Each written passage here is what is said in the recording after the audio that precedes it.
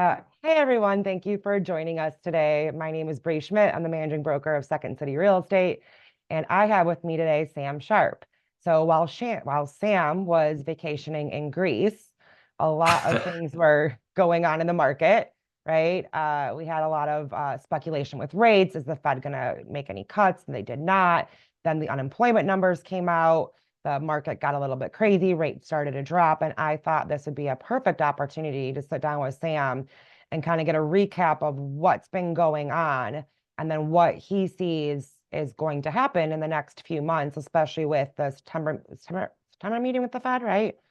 Yep. Um, as well as the elections going on, and there's a lot of unknowns coming up. So without further ado, Sam Sharp, who's the AVP at Guaranteed Rate, is that correct?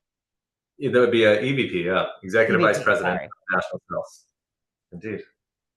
Sounds like a really Thank fancy you very much. title. Yeah, you know what?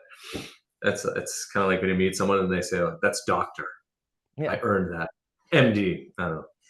Mortgage MD, mortgage doctor. We'll take that. How's that?" So yeah, it's no, good. thank you. It's great to join you, and it's so funny that you say this because it would just figure that it was while I was on vacation that interest rates decided to take a deep dive. It's And you just never take vacations, so you know. And what was great was we were gone for quite some time, and just a few days into the vacation, I got an email from a client asking me why my phone was disconnected because my Fun. phone service would not work while I was gone. It was, well, as you can imagine, it was quite stressful. But Yeah. so it was interesting to see, and I think one of the underlying themes here is that the pattern of interest rates has been following the temperature of inflation, right? So people talk about inflation going up, interest rates go up, inflation goes down, rates come down. Before the Feds will start cutting interest rates, then they want to see the inflation rate get near that 2% marker that they've targeted for what seems to be a more controlled pattern of inflation, right? And one thing that's been offsetting interest rates and the pattern of inflation has been employment numbers and the general talk of a recession or the overall growth of the economy, I guess the opposite of recession. And this is not the first time that we've seen this. I think it's really important to note, right? This happened previously where we had a poor economic outlook, if you will. Job numbers were not favorable and interest rates start to drop down. And what happened is that the employment numbers came out and showed that unemployment was higher than anticipated, showed that new job openings were an issue, like there was less availability for employment and more people were claiming unemployment, and that the overall economic outlook was not quite as positive as what we had hoped. So this sends interest rates into a tailspin because everyone's waiting for this right now. So I think that when you look at it from one perspective, everyone's waiting for interest rates to drop. Everyone's just like, okay, when are rates coming down? They've been up. They can't possibly stay this high for that long or go higher, which is not true or correct. But at the same time, everyone looks at this, and I think that the idea there was such a shock from the pattern of interest rates, right? We saw interest rates in the 2% range, low threes, middle 2%. Some people have 2.5%. I I have I 2%. have 2% money on my home. I literally Yeah. pay 2% interest on my home. And that's a big deal when you watch interest rates go from 2% to 7.5%, which is what we've seen over the past. So everyone's been again watching that pattern, expecting, all right, interest rates are going to drop at some point in time. When is it? And from there, they take their cues based off of anything that could show that someone was wrong. The fun part about life, right? Everyone's always looking for to be the first person to tell you that you were wrong or that you made a mistake. And I think that the Feds in their position, this is not cry me a river for the Feds in any means, but at the same time, it's not easy, and everyone's just waiting for them to fail and say you got it wrong or this was wrong or you did this wrong, because that's what people like. They're more attracted to negative output than anything, or at least negative recognition, I should say. So we saw some positive or negative movement, if you will, in employment numbers, which then led interest rates to drop drastically, which now you've probably seen the headlines, interest rates plummet, refinance activity jumps 38%. All of a sudden, there's a lot of people who want to refinance their mortgage, and I think that's probably why so many people are in a position where they've been watching interest rates drop, is because they have taken on higher interest rate mortgages. Although that with the average interest rate over the last few years ranging between 6.5% to 7.5%, there's still quite a few people who are in that 6.5 range where they haven't really seen the benefit yet. So it's been an interesting pattern for the money.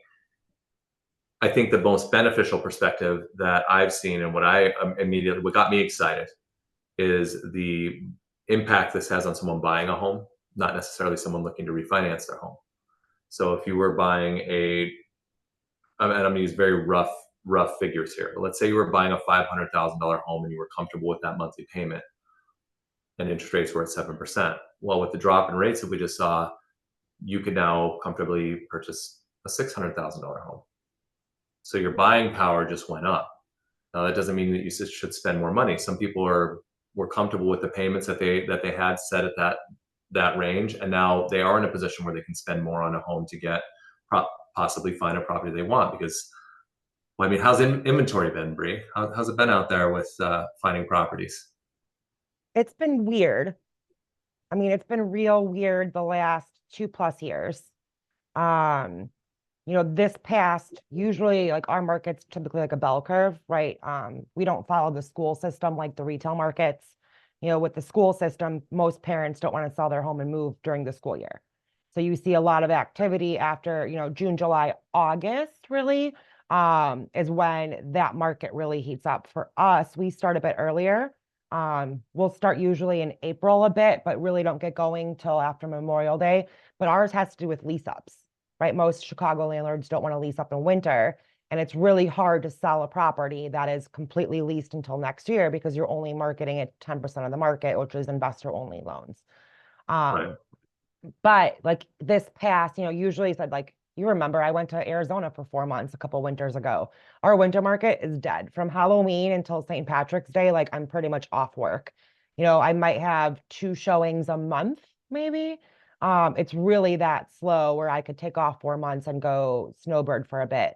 But this winter, this week between, what was it, mid-January to end of February, I'm not even kidding you. I was working 5 o'clock in the morning till like 8 o'clock at night for 6 weeks straight, just keeping my head above water and just keeping up with stuff. We were so busy.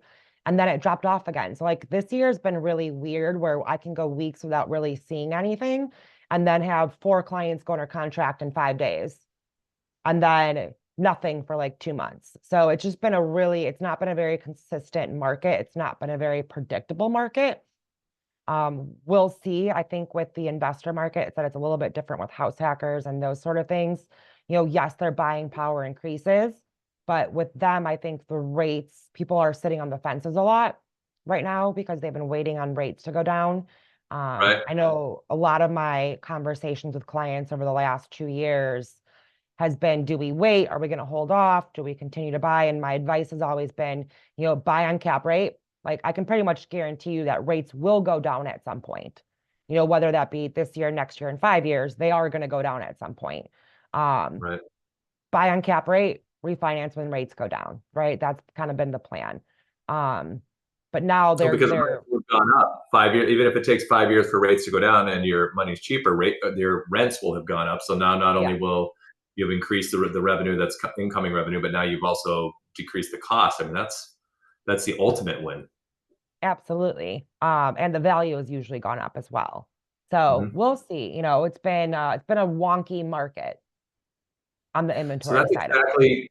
that's the benefit, though, and I think hopefully you don't plan on going to Arizona this winter, because as interest rates start to follow this pattern and we see things go down, keep in mind that we saw this drop in interest rates without the Feds actually cutting interest rates.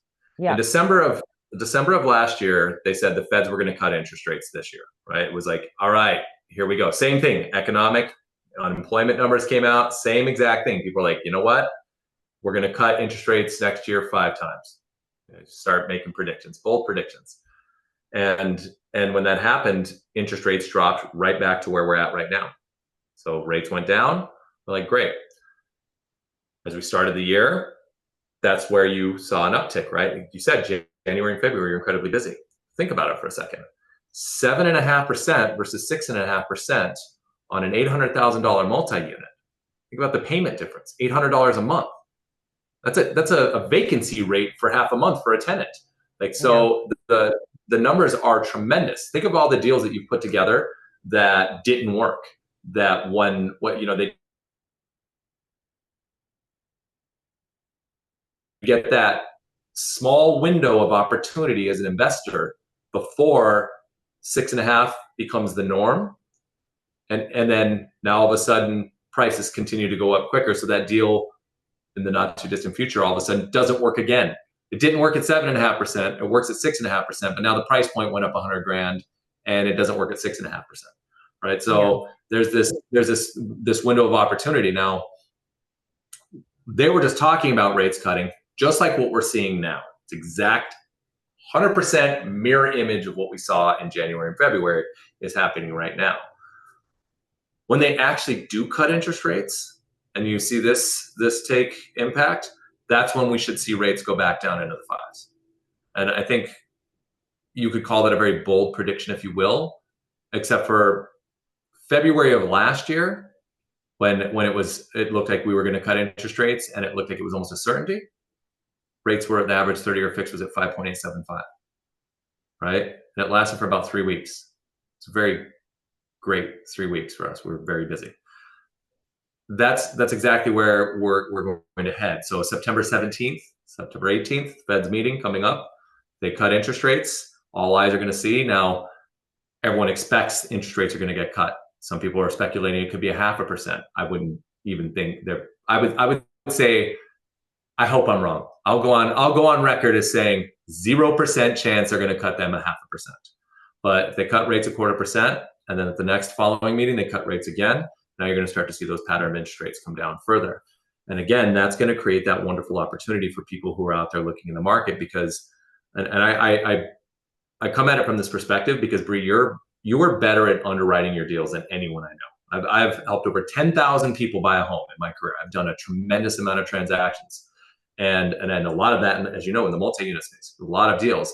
And I always know with 100% confidence that deal works when I'm working with you, because the way that you've structured it, your understanding of it. So I know that I'm like preaching to the choir by saying this, but I mean, the fact of this like window of when rates hit that even 6% rate and they're lower before those prices start to bounce up because of the demand, that's a real opportunity, when you say, like, where there's these deals that didn't work before that will work now for a short period of time. Absolutely. Can you backtrack and explain something real quick? How does the Fed cutting rates, right, actually, like, how does that really work with interest rates? Like, how could the rates go down on their own without the Fed making any cuts, right? And then if the Fed makes cuts, if they cut it 0.25%, does that mean it's a straight, like, across the line 0.25%, or could they go down even further? No. So How do yeah, those things so work together? the Fed's fund rate is basically the interest rate that we pay. That's the banks borrow money based off the Fed's overnight rate. This is when you talk about interest rates getting cut. So if the Fed's cut interest rates 0.25%, it doesn't mean that the 30-year fixed conventional loan just went down 0.25%. Now, there are some loans tied directly to that, the prime rate. So for example, home equity lines of credit, they immediately go down 0.25%. Feds increase rates 0.25%, they go up 0.25%, and so on. If they cut them 0.5%, your rate went down 0.5%. Credit card rates will drop. So these interest rates are directly tied to that prime rate because it's the rate of borrowing that money. On our side, it's influenced by other economic factors. So the rates can drop without the Fed's cutting at all, based off of the need to stimulate spending and the economy. And that's why recently it was, so I guess we're going on like 2 weeks now since the rates dropped. Yeah. It's just been over 2 weeks, right? And you've noticed things have kind of stabilized and even gone up just a little bit. That's because the spending numbers came out and showed that people are still spending a ton of money. But the problem is that those numbers are skewed because they build in shelter cost, which is the cost of rent, right? Insurance is throwing the numbers off huge right now. We've seen this in Illinois recently where the cost of insurance is a real problem. I shouldn't even say that out loud because people in California would shoot me, and people in Florida would be like, Florida yeah, you should too. be Yeah. so lucky. Right. You should, well, there's a lot of people with higher end homes in Florida that don't actually have homeowners insurance. They don't insure their home. It's cheaper for them just to take the chance and pay for the damage than it is to actually insure their home.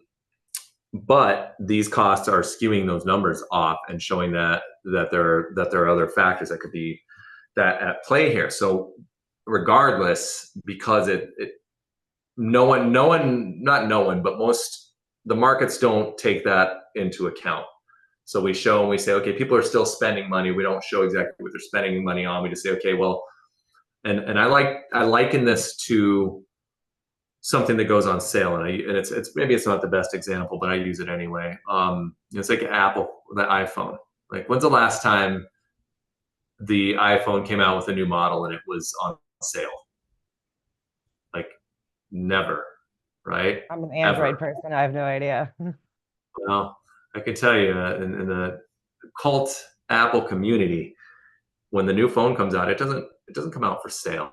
Matter of fact, the only time you can ever get anything on Apple for sale is when it's probably going to be obsolete in the not too distant future. And the reality is that there's people lined up around the block to buy these phones, and that's why they're not going to go on sale. So think of it like a business, because people have to remember that the Feds, interest rates, banking, these are businesses. We run businesses to make money. And in what environment is there something in such high demand that you want to rush to make it cheaper? Like, why would you do that? Especially if lowering interest rates creates a problem with affordability. And now you've created a bigger problem than we've had, because what are people seeing in the real estate industry over the last 2 years? We've seen this big bottleneck of an issue. Interest rates dropped tremendously, came out this very high volume business, and now all of a sudden home affordability is a real problem. It's scary when you think that things can get to a position where people can't buy or rent a home. They Yeah. can't afford it. They literally cannot. You can make $100,000 a year, which used to mean something, and not be able to buy a home. Now, when it gets to the fact that you can't rent your home, that's a problem, right? So they've got this balancing act of creating interest rates too high without people being homeless, but at the same time not dropping rates, because as they make the money cheaper, it self-perpetuates, because there's so many people who are of the exact age they need to be to buy a home, right? There's everyone in the primary demographics of purchasing a home, because the birth rate back in this, not to be a geek about this stuff, but in the early 90s, there was a tremendously high birth rate. All those people are buying homes now. They need a place to live. And it's like over 38 million people looking for a home when you have a million home, not even a million homes for sale. So the last thing you want to do is make it cheaper. Now, if you're running a business, to go back to the first part of that, you're going to make what money you can, because you've been losing money for so long for interest rates being so low, right? So there's a few different economic factors that are here, but the way that we do see interest rates start to come out without the Fed's cutting interest rates is if people stop spending money. The reports show people spending money, but then they fail to show the amount of credit card debt that people are amassing. Highest level we've ever seen, which does make sense because inflation is higher, so things are more expensive. So of course the dollar volume is higher.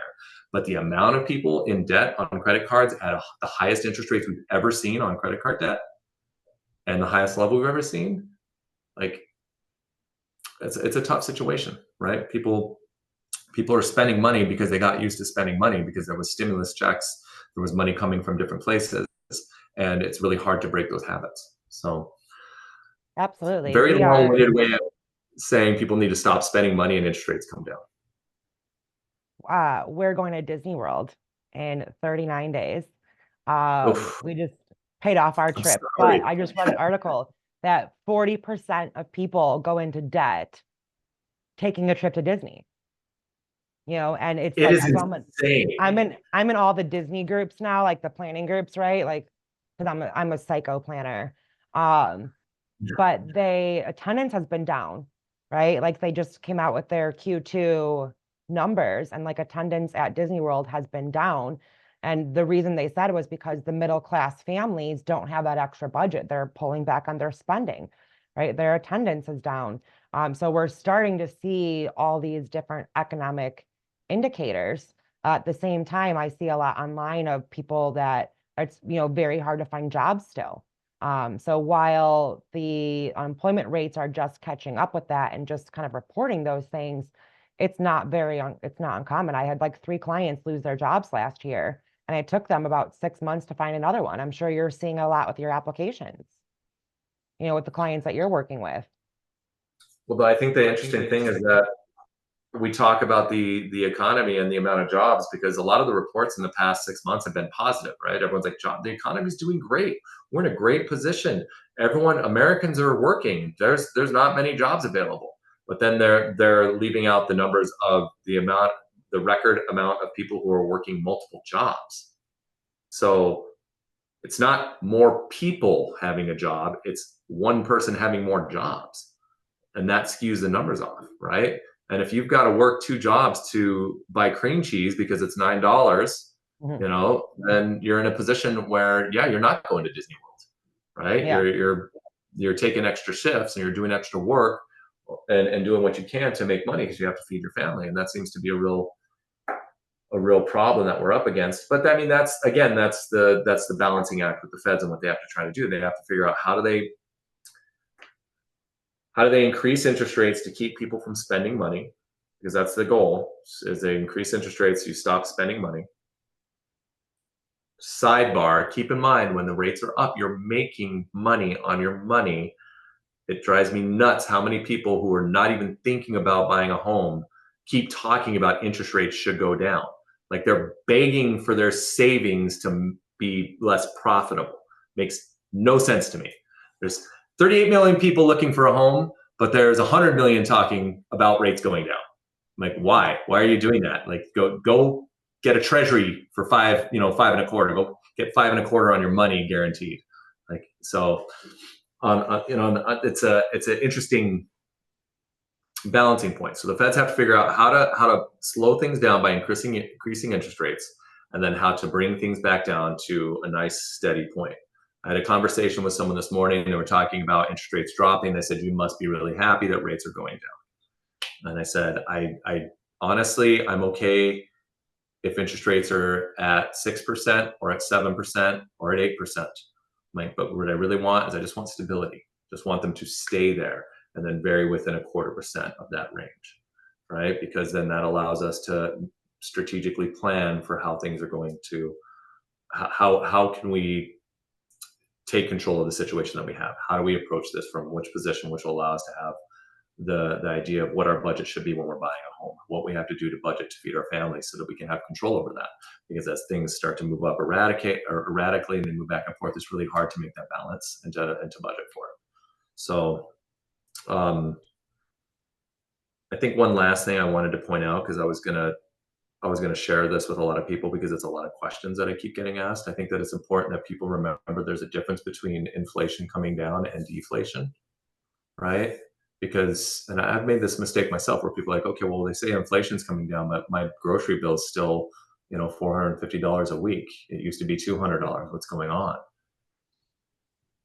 Inflation means prices are going up. We're talking about inflation coming down, meaning the rate at which prices go up slows down. Deflation means prices go down. That's not entered the conversation. No one's talking about deflation. Everyone, we joke around that soda used to be 5 cents. It was a quarter to buy a soda pop. Has it ever been a quarter again? No. So all the costs and everything that we're paying don't go down. Wages catch up and you get used to spending more. And this is a really hard part. And I think that's one of the things to keep in mind. And one of the reasons why I really like real estate as a hedge against inflation. I get this question all the time. How does real estate help you hedge against inflation? So let's say you have money in a savings account.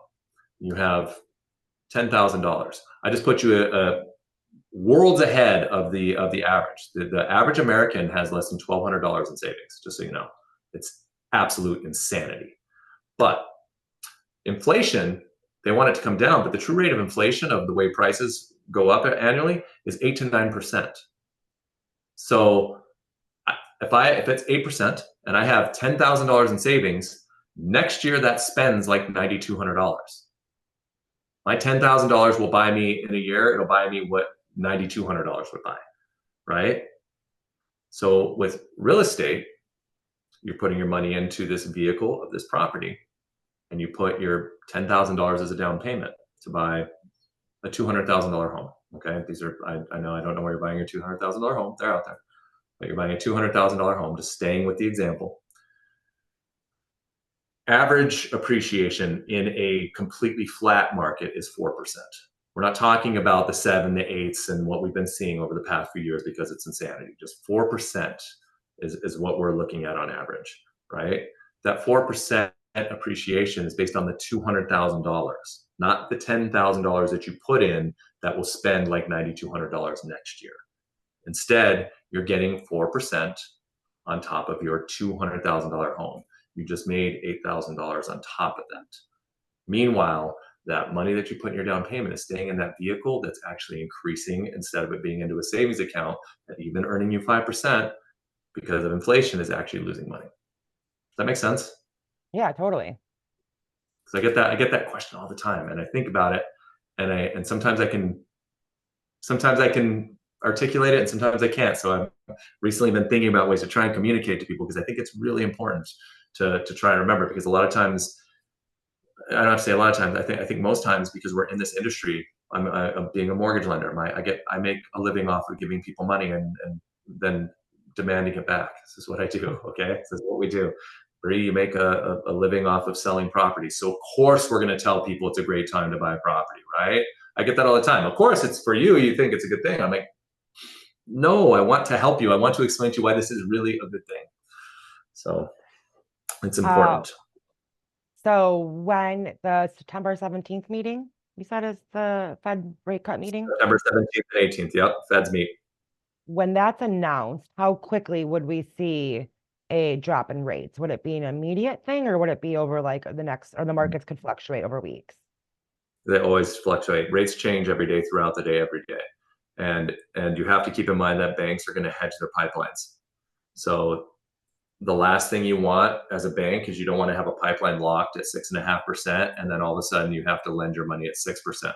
Because again, so the Fed's rate, the Fed's funding rate, right, is what I borrow my money at. If I borrow my money at 5.5%, and then I lend it out at 6.5%, and then rates drop to 6%, that money's cheaper, but I still have this money that I borrowed at the higher rate, and all of a sudden I have to lend it at 6% instead of 6.5%. I just lost 0.5%. And you have to remember, banks are dealing with billions of dollars.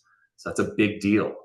So when we see interest rates move, banks are going to hedge their pipeline to try and control that, stop the bleeding, so to speak. If rates just dropped overnight, if rates just dropped 1% overnight for all the banks in their pipelines, then you would see it, well, I guess we've seen a few banks have some problems, but you'd see a lot of other problems coming up. So you'll see when they announce the interest rates to drop, you'll probably see more of the markets to say that was already planned for. We are assuming rates are going down September 17th and 18th. This is what's going to happen. Rates are going to come down. They're going to announce it. Rates are going to come down. If rates don't come down, then we'll probably see rates start to go back up. If they don't drop rates, if the Fed say we're not cutting interest rates just yet, we want to see what's going to happen, we're probably going to go back up to 7% unless the employment numbers come out. So it's kind of an oxymoron, right? Like the only thing that would stop that from happening is if the employment numbers came out and said, oh my God, everyone's out of work, we don't know what to do. And then the Feds would cut rates. Some people don't know this, but the meetings that the Feds have, I didn't write this, 8, I think it's 8 a year, 8 meetings a year. That's not the only time they can increase or decrease rates. The Feds could have an emergency meeting and decrease rates at any time. There was actually some slight talk of that in the last 2 weeks. Like, should the Feds, are we out over our skis? Should they have cut interest rates? Are they crashing the economy? Let's cut interest rates now, right? So the pattern of it is not going to be, it's not going to be overnight. It's not going to be exact. So we'll see what happens. If they cut rates, look to see interest rates stay in the similar pattern of where they're at now. If they cut them 0.5%, they'll probably come down pretty quickly over the course of a week. But if they just cut them 0.25%, we'll probably stay right where we're at until there's other economic factors going into the next month. Something to keep in mind, by that time next month, we're going to find out CPI reports. We'll find out what people are paying for goods. We'll find out how much money people are spending. So that'll also have an impact as well. Got to watch more than just the Fed's cutting interest rates. So what do you think rates will be at, let's say, the end of this year? Same as they are now, they go up, they go down. Ugh. Gun to head, 6%. And what about next year? 5s, 5.875, 5.75 is going to be our happy new norm. Okay, I'm cool with that. I could do mid to high fives. Yeah, I laugh because I'm just thinking about when rates went up from 3% to 5%, and how many people just said, "I'm not paying that." Yeah. Well, said I said this. It sounds bad. I'm not making fun of people like that. I would have said the same thing. Like, I get it. I understand the mentality that goes behind it, and hindsight is really easy to say we should have done this, but yes, we'll both be happy at 5. I've been saying this, and this is just based off my completely uneducated opinion of what I know, but I think this was the plan all along. I think if they went slowly from like 3 to 5.5, people would have complained, I'm not paying this, right? But if they went from 3 to 8 real fast, right, and then are going to bring us back down. So now everyone's like, great, I would love 5.5. I would love 5.75, right? That would be amazing compared to what we've seen.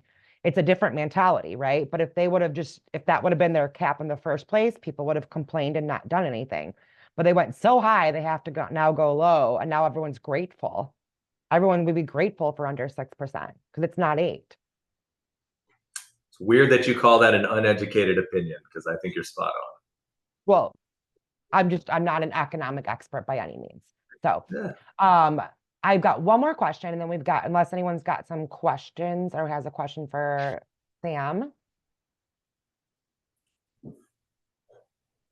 Let's see, I don't see anything in the chat other than some AI note taking. So this is, not to get into politics too much, but with the upcoming election, how do you see interest rates being affected by either person winning?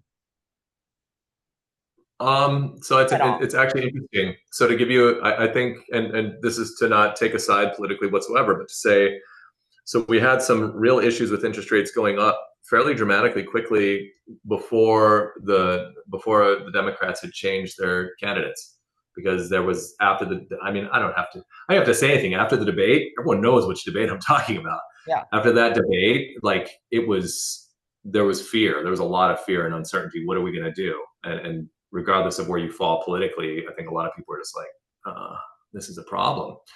And that, once the Democrats changed their parties, that's where things start to come down a little bit more, because it showed at least like more of a race between two candidates, right? Instead of again, not whatever taking you want to sides. call that. However you want to say it, yeah. I'd be lying if I said I knew how one candidate over the other was going to impact interest rates. I can tell you a lot of very smart people who are economists. There seems to be a strong feeling, contrary to what most people believe, there's a strong feeling that a Republican presidency or a Trump presidency would actually increase interest rates. And a lot of people are like, no, he doesn't like interest rates. I'm like, doesn't matter. Going back to what we were talking about, interest rates will move based off of economic patterns. A lot of economists feel that there are some policies that a Trump presidency would put in place that would actually stimulate the economy. So weird when we talk about interest rates going down. We want interest rates to go down. It's based off of the world, collapsing, but that's what we want. It's like, oh, it's based off of economic failure. I want lower interest rates. But because of these factors, there's a lot of very smart people, way smarter than I am, that say that a Trump presidency could mean higher interest rates because it could mean economic growth. Again, going back to the Apple iPhone thing, people can afford to pay more, they will. So they're like, well, why would we break it? There's not enough homes for everyone to buy anyway. Keep money high. People are making money on their money. We're creating jobs. Let's just let it work itself out. So that'll be interesting to see. there does seem to be a lot of focus. If we have changing gears now, if we were to maintain and have a democratic leadership, then there seems to be some focus on, at least I've heard more focus on affordability, housing affordability. So that could be interest rate friendly, trying to figure out ways to cut it down. I think that the best way to cut interest rates from a government perspective would to intervene with the loan level pricing adjustments that were implemented. So for conventional financing, not government financing, but Fannie Mae and Freddie Mac, who make up the rules for the majority of conventional financing, they have what are called loan level pricing adjustments, and this is the cost of the money. So before the government intervened after the crash, okay, and this is again being a little bit of a geek here, but before 2006, when Fannie and Freddie had real problems, the cost of someone like guaranteed rate, like our rate, sorry, we changed our name. I have to get used to this rate. Cost of rate selling their money to Fannie and Freddie was like 0.05, right? These adjustments on these interest rates. So they'd say a 30-year fixed is 6%. It's going to cost you 6.05 or 6.1%. The costs now, since the government has taken over, that same loan can cost anywhere from 1.25% to upwards close to 2%, right? So you're talking about this margin that was 0.05 that went to 1.75. So there is some control in there if there was involvement in trying to get Fannie Mae and Freddie Mac to cut back and to take those loan level pricing adjustments. I don't know if anyone pays attention to this, and probably no one cares. But the lending industry has not been profitable for the last 2 years, and I probably wouldn't care if I were people either, because obviously it was very profitable for quite some time. But mortgage companies, they've struggled with the cost. It's too expensive to lend money. It's too expensive to borrow money. So there's this balance that was really out of whack on it. Yet Fannie Mae and Freddie Mac are posting, just like other companies, record profits. So there's ways for interest rates to go down. Democrats might push a little harder on that. That's what I would see. Well, I think we got one question here from Eric. He wanted to know if you've read, there's 2 books, Adults in the Room, My Battle with Europe's Deep Establishment, or Talking to My Daughter About the Economy. I haven't, but I like to see books mentioned. I'm an avid reader. I love reading. I would love to know the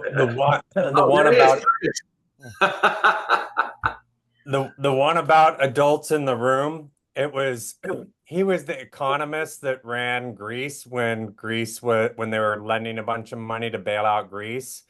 Yeah. And he was against it. And anyways, so he wrote that book on all the backroom conversations around that bailout, and it was so over my head that I had to go read his first book about Talking to My Daughter About the Economy, just to learn a little bit more about the economy before I could get into those more complex economical topics. So the order is read My Daughter About the Economy first, and then I don't know. You've got a pretty good understanding of the economy. You'll be able to go right into Adults in the Room.